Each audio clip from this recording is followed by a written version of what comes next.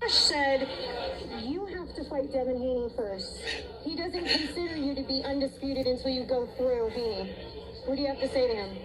Why are you so scared, Josh? Come on, my man. Come on. My guy, you can't be that scared.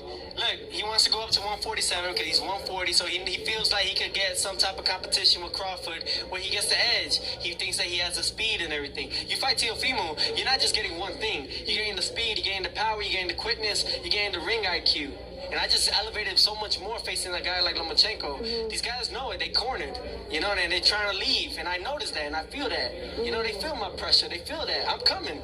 Oh, trust me, I'm coming. And the whole thing is all about staying focused on it and just beating the guys that I got to go against. You know, right now is this guy right here, this dickhead. And it's and then after that, you know.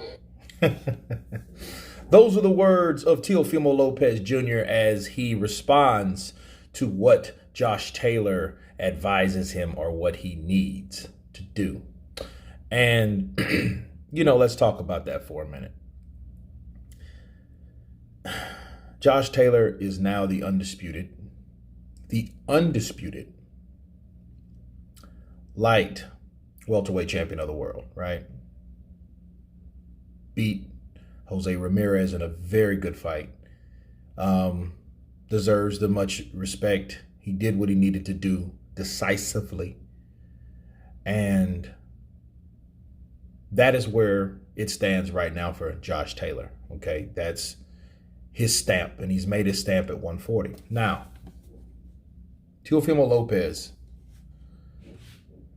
defied all odds by going in there against Lomachenko, doing what he did, outpointing him, outworking him, sticking to his game plan, sticking to his guns, not getting intimidated, you know, scoring, doing the smart thing, come out victorious, but by a landslide. He won. The problem with this is he beat Lomachenko under certain stipulations. What I mean certain stipulations, Lomachenko wasn't undisputed. He wasn't. He was a guy that had, he elevated himself to a belt. And because he elevated himself to that belt, theoretically, you could say, well, he would have been WBC by the time he fought Teofimo. Well, he would or he wouldn't, because the mandatory was Devin Haney. And how that works, if whoever the mandatory is, that's the person that receives the belt if that fighter decides to go up to the franchise title. That's like when Canelo had the WBC, but then he decided to take the franchise slot. Okay, that whatever belt you call it, the franchise belt. When he went to that position, they automatically gave it to Charlo, but Charlo was mandatory anyway. So if he was mandatory anyway, this is basically. Lomachenko didn't fight as mandatory. He was just elevated to franchise champion, and that left the mandatory with the championship belt, like Devin Haney is.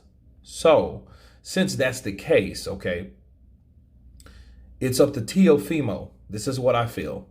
It's up to Teofimo to clean up the dirty work of Lomachenko, because after all, Teofimo wasn't the one that wanted to elevate himself or was asked or whatever, however it went down, to be franchise champion. Okay, he wanted all the belts, but in fact he wanted Lomachenko. So you can argue that Lomachenko was the guy to beat, which he was, and Teofimo Lopez beat him. The only problem is due to the fact he went up to that status, he still had a loose belt out there that he should have kept. Okay, it's good to have them all.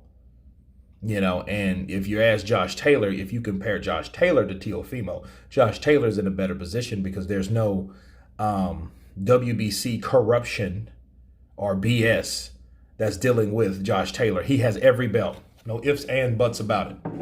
Okay, there's no politics behind it. Besides the politics that already stands, right? So Josh Taylor is saying, hey, you want this? Beat Haney. You know, and a lot of people say, hey, beat Haney. And that's the fight I think Teal should have before leaving. It's either that for me, go do that, go fight Devin Haney, or move up to 140 and fight someone like Regis Prograis.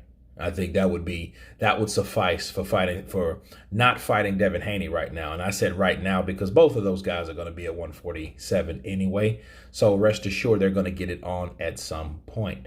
But Teofimo Lopez, of course, you heard him say, why are these guys running?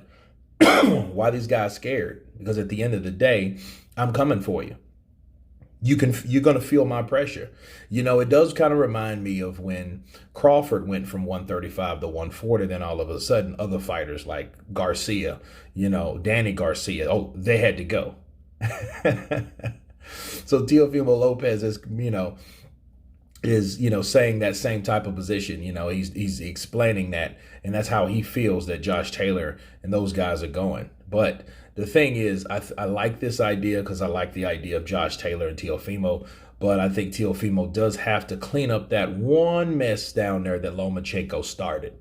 That's what I believe about that. I don't believe that Josh Taylor is running, but if an opportunity presented itself, I think he would take the Crawford fight because, of course, that is a higher ranked pound for pound, if not the number 2 pound for pound fighter in the world, and why wouldn't we see that fight being both guys are on the same networks and all that jazz?